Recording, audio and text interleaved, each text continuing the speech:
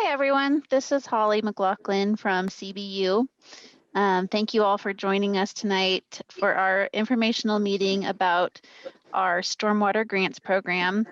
This is the third grant cycle that we're doing, and we are really excited about how this program has grown. Our presenter tonight will be Christy Lindberg. She's the educational specialist here at CBU. I'll be moderating the meeting through Zoom. If you have questions, feel free to put those in the chat and we will make sure to get to everyone's questions.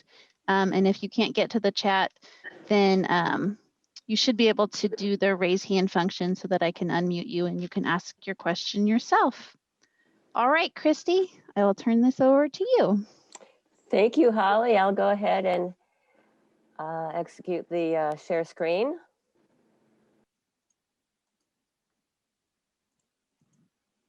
There we go. And again, this is Residential Stormwater Grants 2021. We are on our third year, which is really quite exciting. We'll be talking more about it as we go through, and the next slide will be our agenda. Give it a minute. Sometimes it takes a little while for it to warm up.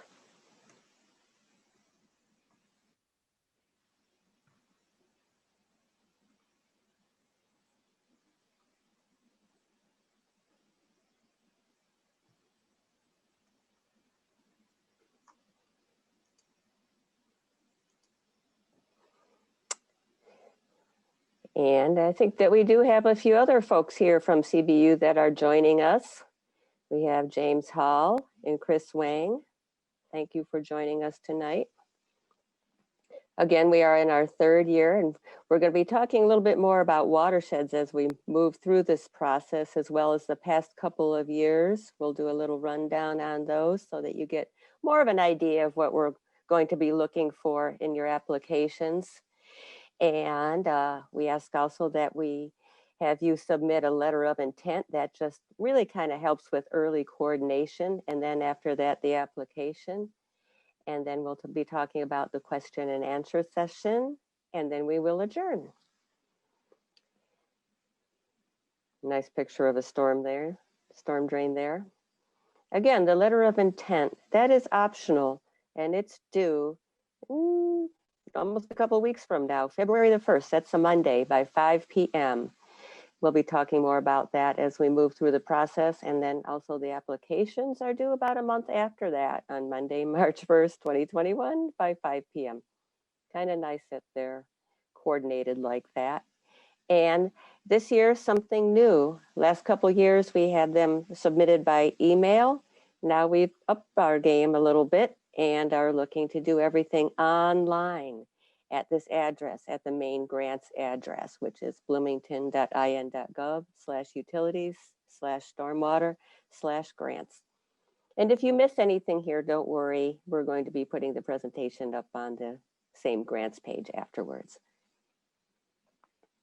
Again, the program is to help to address drainage and erosion issues in town. As many of you may have noticed, the challenge has increased the past couple years, 2-3 years. People are noticing that.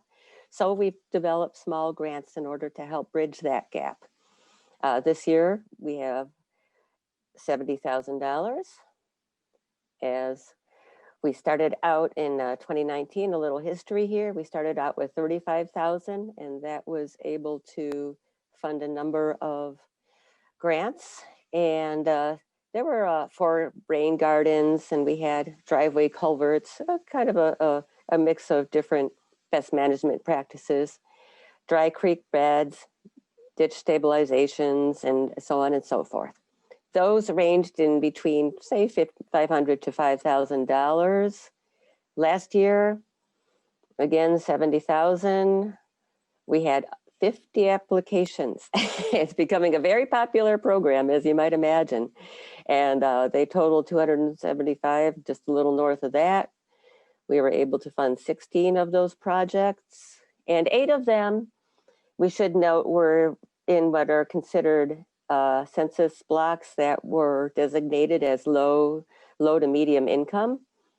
we're still focusing on that as much as we can, as much as possible. There again, the types of projects that were covered were rain gardens, dry creek beds, ditch stabilizations, actually combined with rain gardens, and other drainage improvement projects. Those were in between, say $2,000 and $8,000, with the median being about $5,000. Eligibility, probably wondering about that. Here with the city's program, it would be single family residential properties, homes. And the applicants must pay Bloomington's stormwater fee. And that's new this year. Last year, it was just within city limits, but this year we've decided to change that up a bit and have it be just those that pay the stormwater fee. And the applicants must be owners of their property, and the parcels must be contiguous or right next to each other. A little bit more on the letter of intent and applications. Again, letter of intent is optional, but we encourage it because it helps to get in on early coordination. The best thing to do is to contact us, and I'm sure many of you already have, to set up a site visit. These would be considered preliminary site visits, those that are taking place before the letter of intent is due. And we encourage everyone to visit that website, become more familiar with the process. On there, you will find the guidelines, and those are just chock full of really good information that will answer a lot of your questions.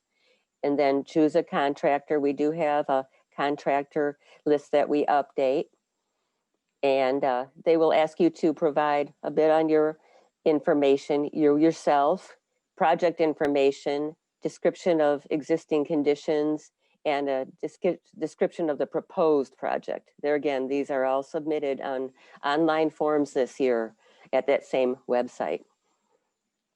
Of course, the letter of intent is just basic information, where the application would be more in-depth information. Say with the letter of intent, you don't need the exact amount of the figure that you're looking at, just a ballpark. And we will ask you for certain attachments as well, such as a location of the project, photographs, a plan sketch. A plan sketch is really important to us. This way it helps us visualize what you want to do.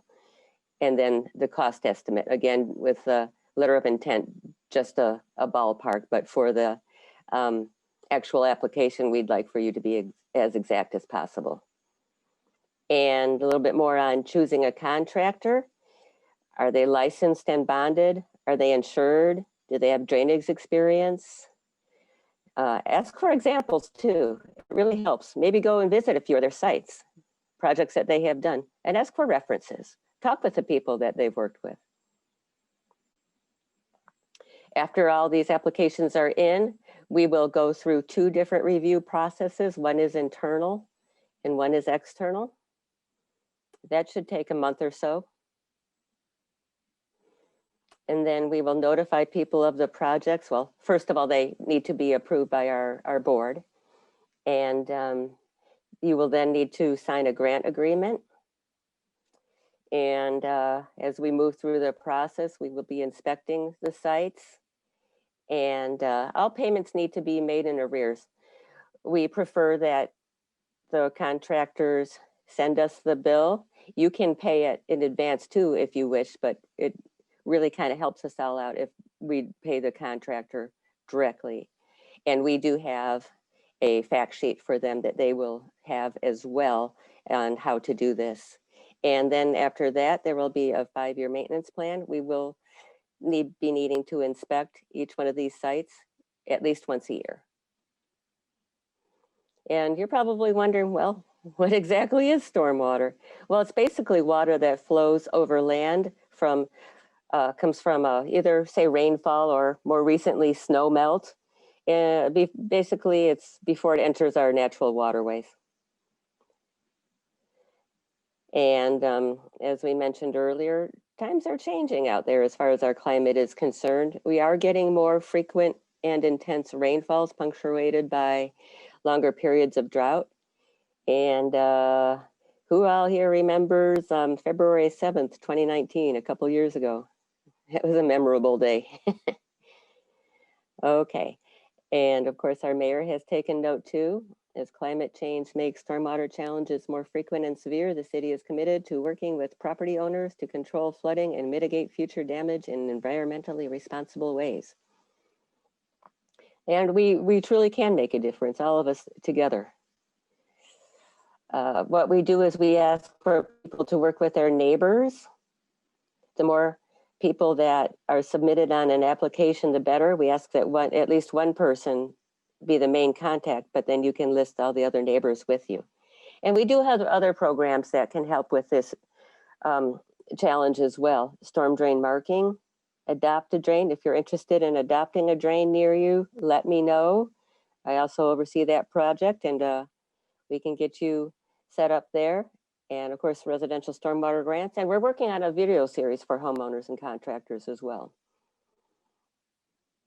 Residential stormwater practices, you're probably wondering, well, what are all these things they're talking about? Well, rain gardens, we'll be talking about those. We'll have individual slides on each one of these. Rain gardens, bioswales, dry creek beds, detention and retention ponds, ditch stabilization, and driveway culverts. Rain gardens are wonderful. These are one of my favorites. And we really tend to encourage these. They're basically gardens that have plants that prefer the wet, damp soil. And they are planted at different levels within the garden too. It's kind of like a garden in a little depression. And it can be fed with water by downspouts or say from a dry creek bed or what have you. And we prefer native plants that are designed for this area, if you will. And we have a list of those that are encouraged to be planted as well. And some of them are actually considered illegal these days. Bioswales are, if you will, they're kind of like linear rain gardens. They're just longer, stretched out rain gardens, and they can cover a greater area. And also, say like this picture here is in between a sidewalk and a road. They're really pretty neat too. Dry creek beds are similar to bioswales, except for they're maybe a little bit more rocky, and they're also designed more so to carry water, to move water from one place to another. They're not meant for ponding and for it to be built up, say like a rain garden or a bioswale. Incidentally, rain garden and bioswales, they should be draining within 2 or 3 days, or else you might get mosquitoes. And retention and detention ponds, we help fund maintenance. Basically, these ponds capture rainwater or stormwater runoff, and they can help to improve water quality, just as all the others can too. Driveway culverts, you're probably the most familiar with those. They tend to be one of the more well-known interfaces between public and private infrastructure. And these tend to require a little bit more coordinating because they tend to be also in the right of way, say the area there again between the roads and sidewalks or the yards and so on. And in order to submit these, once again, same address. We're trying to make everything consistent as possible this year. We've learned a little bit along the way. And I will be your main contact. I'm Christy Lindberg, the Stormwater Education Specialist, and that is my email and that is my phone number. And there again, don't worry if you missed some of this. I'm going through it kind of quick so that we can get to the questions and answers, but there again, it will be all online afterwards. Okay, here we are. Questions, and this is where Holly steps in and helps us out. Holly? All right, so our first question was, will the slides and recording be available after the meeting? The answer is yes. We will get the presentation posted to our Facebook page and also to our website. The next question, if all of our neighbors are student rentals and it's hard or impossible to get in contact with the actual owners, will that be taken into account? Yes, and we can work with you on that. Just contact me. Every situation is different from the other. We're learning along the way, and we'll find a way. Thank you. All right, that's all the questions that we have in the chat. But folks are welcome to type more questions there. You can also unmute yourself and ask questions directly if you'd like to do that.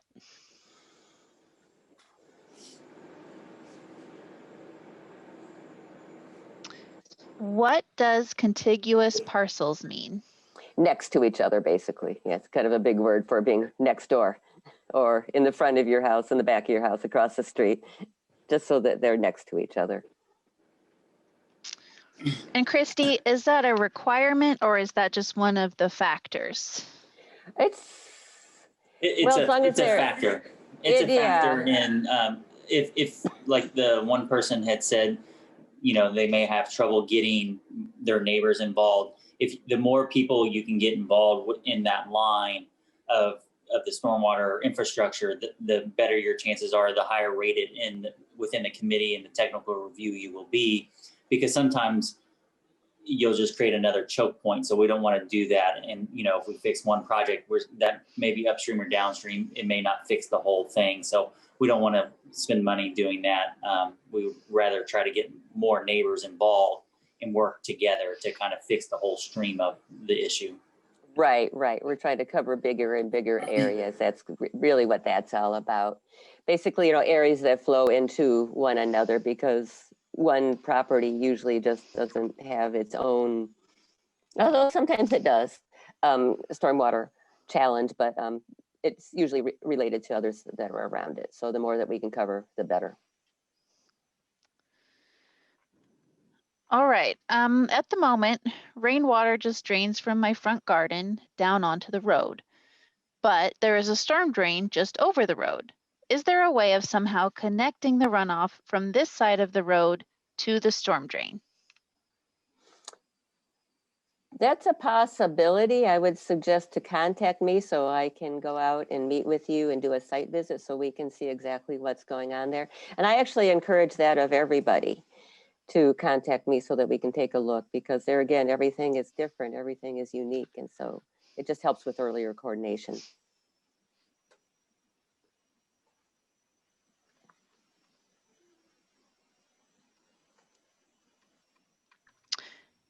Could I ask a question? Yes, please do. So I have a driveway culvert that's at risk of collapsing, and my neighbor is also in a similar situation, and we've been discussing going in on this together. My question is about timing. I see the deadline is March 1, and I'm curious, how long after the deadline do you think the grants would be awarded? And I'll explain. I've talked to a couple contractors already who have made comments about knocking out a small project like a driveway culvert before the season gets busy. I presume they mean, building subdivisions and larger municipal projects.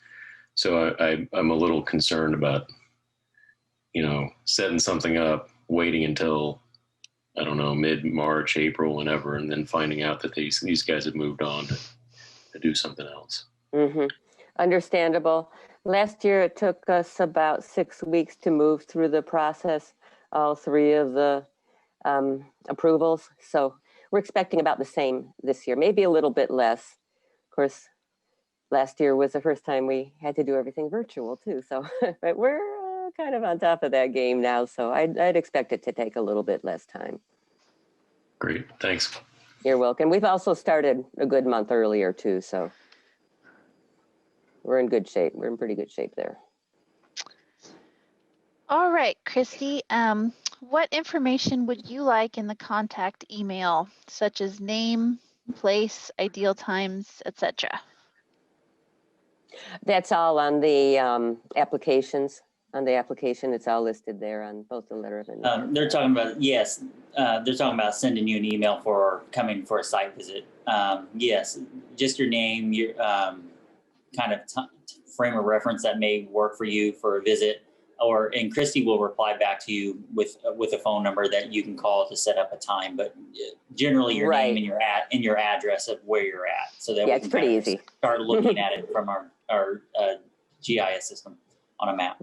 Right, stormwater at bloomington.in.gov is the best way to get a hold of me in order to set up a site visit. And early afternoons tend to be best for us, say between 2 and 4. We can usually set them up on a half-hour intervals. They only take usually about 15-20 minutes for a preliminary site visit. So usually like 2, 2:30, 3, 3:30. Those are the best times for us, Monday through Friday. All right. Christy, do you also recommend that people take photos during rain events? Most definitely. That'd be great. I'm big on pictures. We all are. It really helps us to wrap our minds around what's going on out there.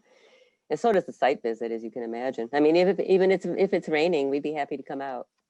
It's really the best time.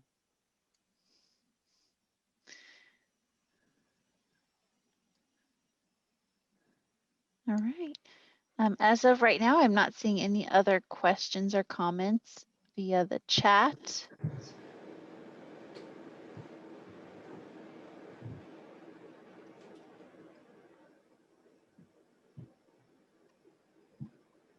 Okay. I guess we're good then. Or did Hang somebody have their on, hand up? Okay. I was typing a question, but I figure I might as well just speak it out. Sure. In the slides, you had some examples of drainage improvements. I wonder if you could give a few more details on that, what those kind of projects involve. Sure. Would you like us to go back over the slides that we presented then, or? Or Chrissy, we have like a more informational kind of information sheets, right, for each type of the BMP that you could share with him during the, And so those are all in the guidelines too. I encourage you to go ahead and take a look at those. Those are online. Just click on where it says guidelines and you can open that up. And and then underneath that, there are also resources that go even into more detail. See, tonight was just a real basic overview, and then you can just kind of get a level deeper in the guidelines and then a level deeper from there within the resources, kind of step by step.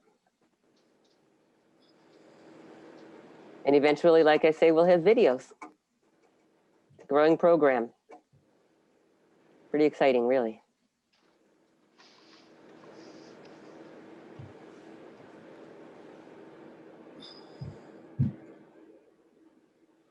I want to encourage everyone to please don't be intimidated by the timeline or the application. If you need help, please reach out to us.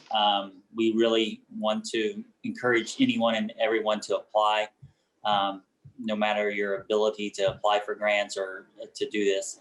We will help you and we'll walk you through as much as we can. We still have to be fair to everyone in the process, but we will help you as much as we can to fill out your application and get the documents needed to apply for this program.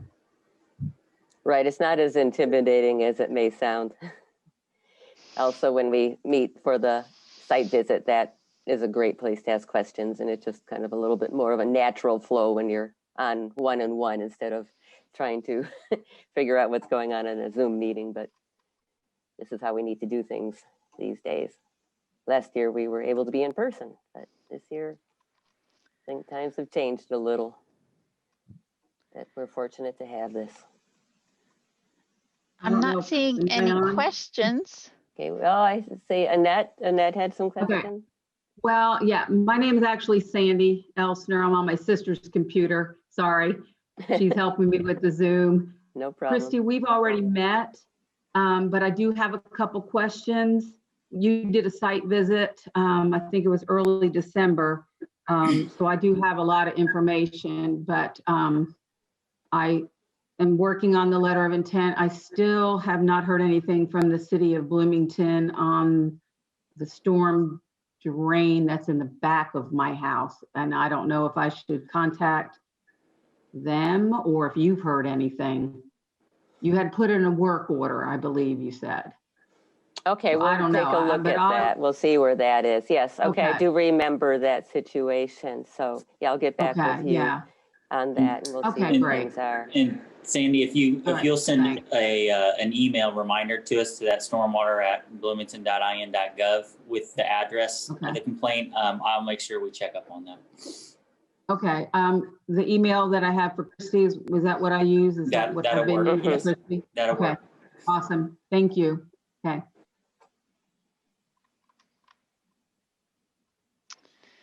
So not a question, but there is a comment in the chat that stormwater and drainage is exciting, and we think so too.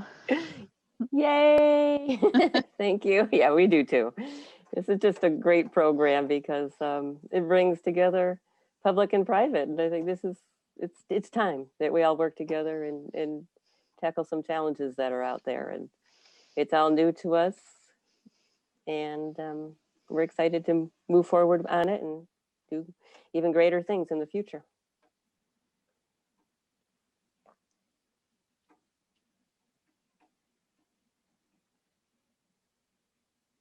All right, if there's no other questions or comments for this meeting tonight, then we can wrap up. But please do go to our website, bloomington.in.gov /utilities /stormwater /grants. Did I get it, Christy? You're good. Yes. It just, yeah, you can find us. You can just Google us and we're easy to get a hold of. Yes, and thank you for being here and working together with us on this challenge. We're doing good things out there. Thank Thank you you. all. Okay, Thank you. thank you. We'll see you soon.